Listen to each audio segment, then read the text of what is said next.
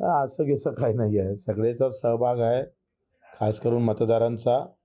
भाजपच्या कार्यकर्त्यांना कुठं त्यांना स्वीकारलं होतं, नाकारलंच होतं.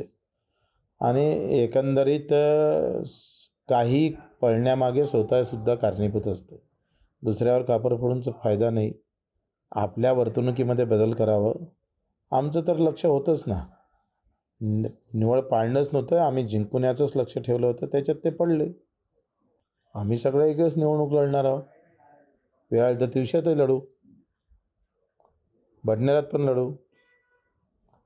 आम्हाला काय अडचण आहे, आमचं स्वातंत्र्य पक्ष आहे, आमच्या घरचं दुकान आहे.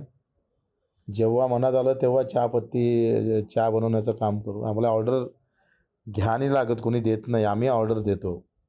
हा फरक आहे. दुरून दुरून संबंध नाही. मंत्रिमंडळ विस्तार करावा, पण आपला त्याचा काही संबंध नाही. की ते तर देणारच नाही आणि दिलं तरी बच्चू कडू घेणार नाही.